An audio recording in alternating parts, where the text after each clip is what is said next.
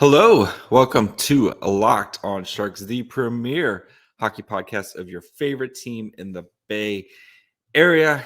And the Sharks fall 3-1 to the Toronto Maple Leafs in a very fast-paced, very exciting game for kind of the lack of goals that there was. Aaron Dell played phenomenally, and the Sharks they couldn't get a goal when they needed it. So we'll recap this game, discuss Aaron Dell's performance, and if that kind of gives us some confidence in letting James Reimer kind of take his time getting back. So all that and more on today's episode of Locked on Sharks. You're Locked on Sharks, your daily podcast on the San Jose Sharks. Part of the Locked On Podcast Network, your team every day.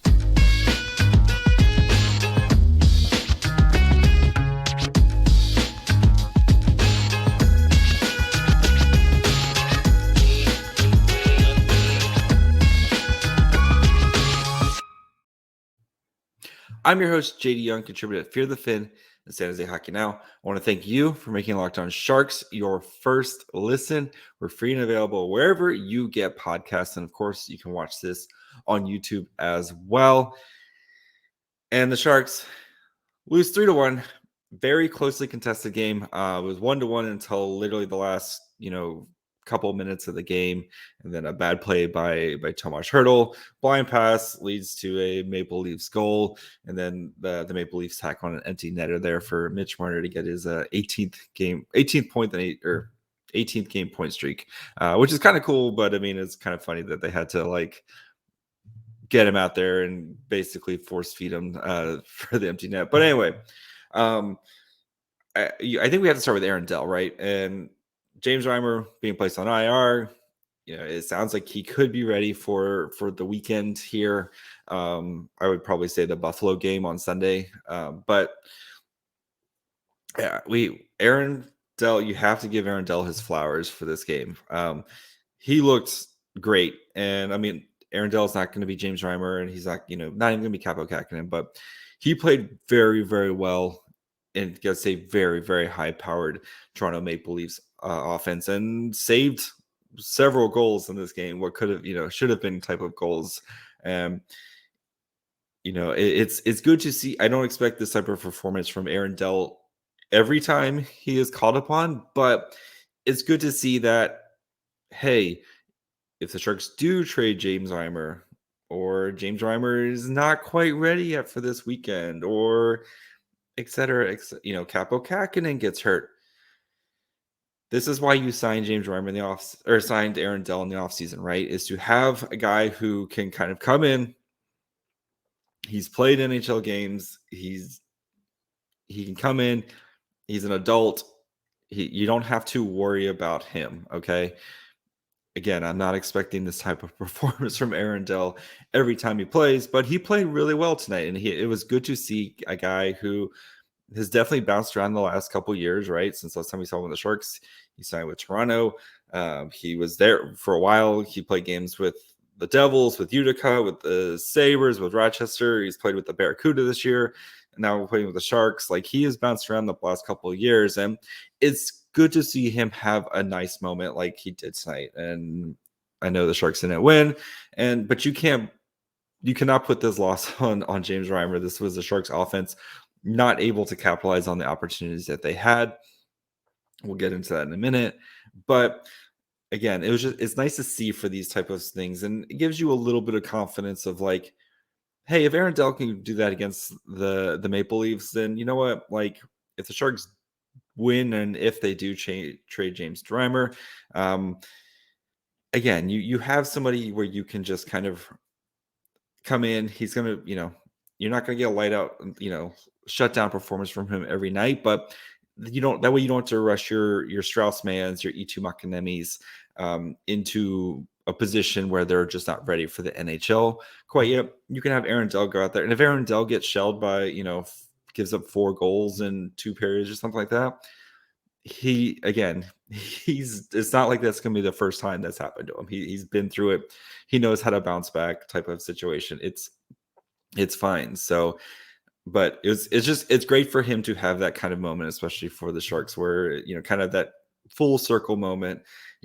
His last game was pre-COVID, March 2020. I was like 20 episodes, and I guess probably like 30 or 40 episodes into Locked On Sharks at that point. Like, for him to kind of come back and and have a night worth that he had, and it's just good to see. I assume when Reimer gets back, he'll be able to go back to the Barracuda, kind of be that veteran guiding hand for McAnemy and for Strauss-Mann. But again, it's just nice when you need Aaron Dell break glass in case of emergency, he can come up, kind of hold down the fort, and you don't, But I the thing though with the Sharks tonight was just unable to take advantage of some opportunities, and the Sharks had several opportunities. This game was, especially that first period, was just back and forth track meet type of game, and you would kind of expect, like, is this a type of game you want to get into with the Maple Leafs? And the Sharks held their own, especially when you look at the 5-on-5 play. So shot attempts 5-on-5. Again, Maple Leafs did have three power plays to the Sharks 0, which I do find a little hard to believe that couldn't get one at least. But anyway, 5-on-5 shot attempts. Maple Leafs 48, Sharks 45. Again, this game was close or tied, was within one goal or tied until the last, couple minutes of the game. 48-45 shot attempts, right? Actual shots on goal, 25-21 in favor of the Maple Leafs. Scoring chances 26-25 in favor of the Maple Leafs. High danger chances 11-10 in favor of the Maple Leafs. High danger chance percentage 52.38 to 47.62. Expected goals for 1.9 to 2.24 in favor of the Sharks. Like, the Sharks hung in there with the Maple Leafs. And it basically came down to a bad Tomas Hertl pass, a blind pass that was intercepted in the neutral zone, and then, a juicy rebound that Dell gave up. But, Radim Šimić had a breakaway, right? Noah Gregor had a breakaway. Like, the Sharks had a bunch of golden opportunities that they just weren't able to capitalize in this game. Erik Karlsson hits a post. They did a lot of stuff right, and they just didn't get kind of the luck that they needed tonight to kind of, to have an opportunity to win this game at the end. And, it looked like for a while the Maple Leafs are kind of, you look at the Corsi, right? The shot attempts, the Maple Leafs are kind of running away with it. And then middle of the third period, Sharks kind of, they fought back, made it much closer. It looked like they were going to be the ones to kind of, get that game, get the goal to kind of break the game. And they just weren't able to tonight. So we'll break down the lines, how each line performed. Kind of, I want to talk about Nick Cicek a little bit, and then we'll kind of continue our observations from this game and kind of what to take, because I didn't really get to talk about the Canadiens game that much because I had Laura, but kind of what we can learn from these past two games and going forward. But before we do that, do want to share that today's episode is brought to you by BetOnline. BetOnline's got you covered with the number one source for sports betting info, stats, news, and analysis. Got all the latest odds and trends for every professional and amateur league out there. You got football, you have bowl season coming up, you got basketball, college basketball is going now, you got soccer, so if you're in a World Cup, they've got you covered there. Esports, everything you need over at betonline.net. If you love sports podcasts, which you do, you're listening to one right now, you can find those as well at BetOnline. They're the fastest and easiest way to get your betting fixed in. So head to their website today or use your mobile device to learn more. BetOnline, where the game starts. I thought this game was going to go over. It was, BetOnline had its 6.5 goals, and I was like, hammer that over. No. I was probably a little drunk off the, not drunk, but like I was just reimagining the Kraken Kings 9-8 type of game that we saw the other night, and I was just hoping we would get a taste of that tonight. Bring on more 9-8 games. Defense is dumb. Just go score a bunch of goals and be cool. That's my analysis. But Sharks though couldn't score a bunch of goals tonight and be cool. They tried their hardest though, and the forward lines. Absolutely ridiculous time on ice here. So we had the kind of normal Svechnikov came back in for Jeffrey VL, Svechnikov, and then all the other lines were kind of the same. Kind of and Barabanov did swap places for a little bit, so we'll look at their. It's short, I think it was like for a shift or two for each of them. So we'll take a look at that, but just to see, I don't know if maybe it was an injury or David Quinn wanted to switch things up or whatever it was, but let's go ahead and break down the lines. And Labanc Hertl Meier played 16-18 time on ice at 5-on-5. So David Quinn knew if this game's going to turn into a track meet, even though the score was close, this game wasn't a track meet, right? Of just a lot of back and forth hockey, with good chances on each side, goaltenders making outstanding saves, and David Quinn, he let the horses run. So Labanc Hertl Meier, 16-18 time on ice, 14-13 shot attempts, which is, again, a little surprising with how good the Maple Leafs are.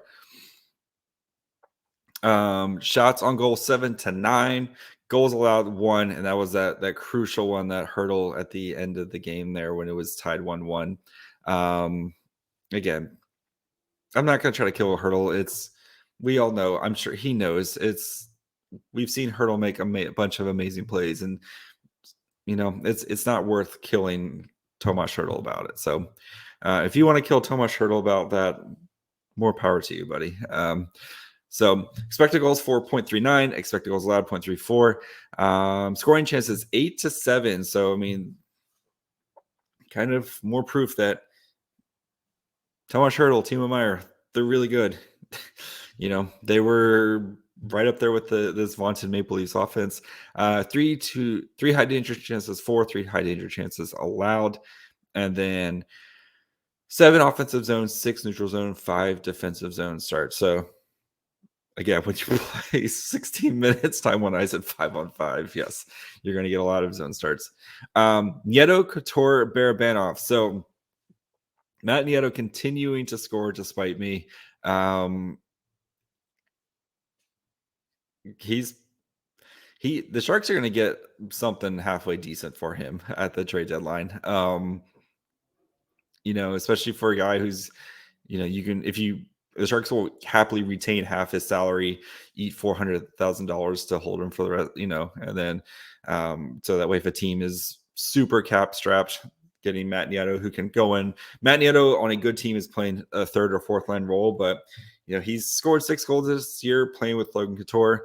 I think Couture and Barabanov are doing the work on that line, and Matt Nieto is kind of he's taking advantage of the opportunity that's given to him. And Matt Nieto, great penalty killer. He's scoring goals right now. Sharks are gonna get something for him. So I think like the Cogliano 5th round pick from last year, I think you can probably think like a 4th round pick for Matt Nieto if he continues to play the way that he is playing right now. But I think though Couture is having himself a really good. We haven't seen Couture play this well in a while. Like we've seen bits and pieces where have a week or two stretch where he plays really well, and then he might kind of tail it. But kind of this whole month of November, Couture has really stepped up his game, and we've talked about before of partnering him with Barabanov, how that's kind of unlocked this line. And Couture, that was a great play to set up Matt Nieto. He gets the pass from Cicek, fakes it like he's going to, kind of pass it, and he's behind the net, fakes like he's going to pass it. Then he goes behind the net, finds Matt Nieto. Matt Nieto slams it home. Couture has been playing very, very well, and I know the goals, you don't expect the 25, 26% shooting percentage to continue. The way it's continuing this year is just not sustainable. But Logan Couture, if he can kind of fight off Father Time for at least a couple more years, the Sharks might be able to kind of get things going a little bit quicker here. I still think if Logan Couture is your 3C and then like Thomas Hertl is your 2C, you're looking good there. So, but good to see Couture playing well. That line's playing well. Did okay tonight. 7 shot attempts for, 9 shot attempts allowed. Actual shots on goal was 4 to 5. Had a goal, gave up a goal. And then scoring chances for 2 to 6. So kind of got outworked there. Same thing with the high danger chances, 2 to 5. But 3 offensive zone, 1 neutral zone, 4 defensive zone starts. But again, line's playing pretty well. We've seen this line kind of playing well recently.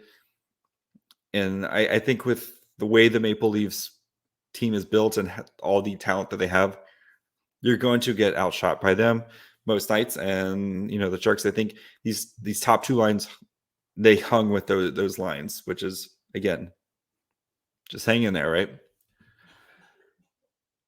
Gregor, Benito, Cunnin, little bit of a tough night.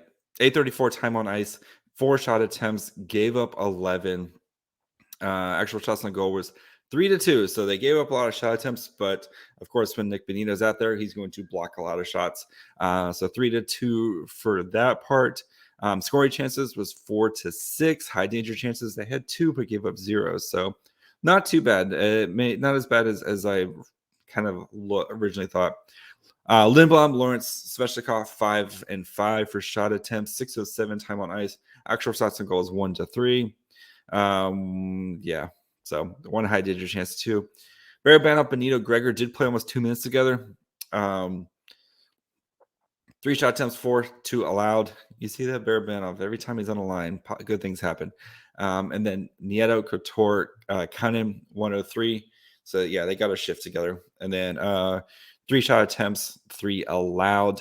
Actual shots was 1 to 2 there. So interesting to see kind of how these guys, again, you played really, you went toe to toe with the Maple Leafs. You got an outstanding game from Dell, and you couldn't get that goal when you needed that goal. So we'll talk about next. We're going to talk about kind of Nick Cicek, if we can maybe kind of just something to something positive out of the past 2 games for the Sharks as they head into another back-to-back this weekend. But before we do that, do want to let you guys know, or thank you guys for making Locked On Sharks your first listen. For your next listen, check out the Locked On Sports Today podcast. They have the biggest stories of the day, plus instant reactions, big game recaps, and the take of the day.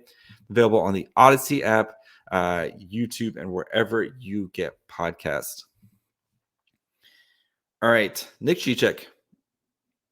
It's eerie how close him and Jacob Middleton are. I pulled up their stats. If you follow me on Twitter, I pulled up their kind of evolving hockey stats, and he's becoming kind of Jake Middleton, which is what I kind of expected that to happen, right? He's provided more offense than I thought he would. He was the primary, or he was a secondary assist on the Matt Nieto goal. We've seen him kind of rack up some points here and there, but I think he plays a pretty responsible defensive game. And he's going to go out there. He's a tough guy. He's not going to, kind of take any, he's not going to take any. He's going to do what you ask him defensively. If you get some offensive points out of him, that's fine. I know there's a lot of hullabaloo about, well, we traded Jake Middleton and we got Capo Kakinen. You have Nick Cicek, who's Jake Middleton 2.0, that you now have cost controlled for the next several years, right? He's an RFA for the next few years. He just signed, you can basically pay Nick Cicek no money or as little possible money as you need to for the next several years, while Jake Middleton is getting paid, I mean, not Jake Middleton's making a couple $1 million, but when you're a cap strap team like the Sharks are, guess what? All those you need to kind of cut those corners where you can. So yeah, Middleton or Cicek is on his first year of a 2-year, $835,000 deal, and then he's an RFA after that. Like, you have a very cost controlled asset who's going to do the same thing as Middleton is doing for the Minnesota Wild and getting paid 2 to 3 times as much money, while you took another swing on a goaltender. And who knows if that swing works out, but again, and not Nick Cicek like the greatest defender in the world? No, but he's a perfectly cromulent, bottom pairing defenseman who can bounce between the AHL and the Sharks right now as much as you want. And I think he's played pretty well so far in his 8 NHL games. So he's got 120 minutes now of NHL time, and I think he's looked pretty decent. So again, is he a solution long term to something? Probably not, but he solves a problem right now for the Sharks. And having, again, I think him and Šimek have been a pretty solid pair together. Radim Šimek has kind of refound his game. I think Radim Šimek's physical game has kind of gone up a notch. Seems like Šimek's healthy. He's very engaged. The coaching staff kind of trusts him. I mean, every game, how often do you see a Šimek, just somebody bodying a dude right now? And it's great, right? Šimek, new life under David Quinn, and he seemed to have kind of found his game. Again, Šimek's probably not worth the contract that the Sharks signed him, but you have him right now. You can't really do anything with him. So you might, and it's not like any of the AHL defensemen are kind of pushing for playing time in the NHL right now. So I think you just kind of have to live with the guys that you have right now. And, that's it. Until Hadaka, Knyzev, Merkley, any of those guys are ready to kind of make that jump. Having a guy like Nick Cicek who can kind of come in and give you 18 to 20 minutes a night of responsible defensive play for $800,000 for the next 2 years, I'm totally happy with that. It's better than going out and signing, again, Matt Benning, who you're paying for the next 4 years. I know Matt Benning's not making a lot of money, but you know what I'm saying? Where it's like, would you rather have Jake Middleton, who you're, the Wild? So again, let me just actually look up what the Wild are paying Jake Middleton. I think it's like $2.5 million. Let me confirm this right now. Where are you at, Minnesota Wild? This is great podcasting content. I guess I could just look up. So Jake Middleton for the Wild is making, a little under $2.5 million for the next 3 years. Would you rather have Jake Middleton 2.0 and Nick Cicek at basically veterans min, or Jake Middleton at $2.5 million? So he's fine. He's perfectly cromulent. So, but didn't really get to talk too much about the Canadiens game. I think, though, I know that the Canadiens are not as offensively gifted as they're a lot like the Sharks right now, where they're kind of a one-line team, maybe 2 lines here and there, but very star driven, as those young guys are kind of figuring out. But it was good to see Kaapo Kähkönen kind of find his game. And I talked about how on the preview episode of the Wild, or the Canadiens don't generate a ton of high danger chances, and that's kind of been Kaapo Kähkönen's weakness so far.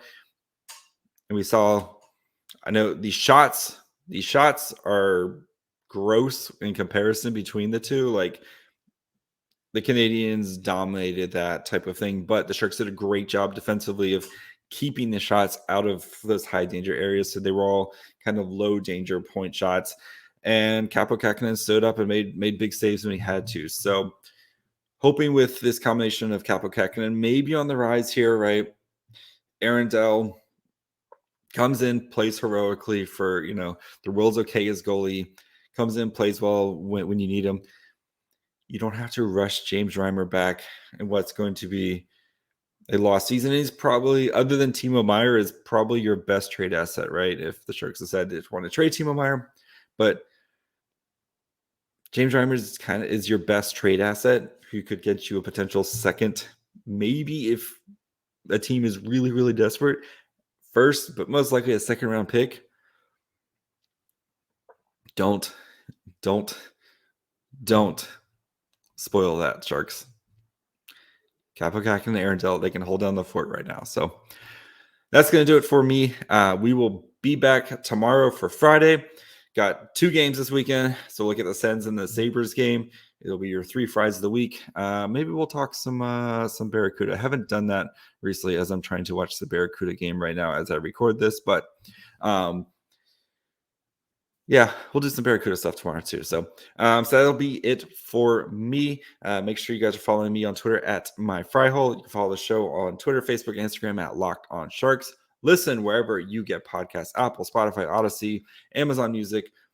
If you're getting your Spotify playlist and I'm on there, I'm shocked, but I appreciate it. You can tag the show, happily retweet or share wherever I can. Watch on YouTube. Yeah, that'll be it. Until tomorrow. Bye, friends.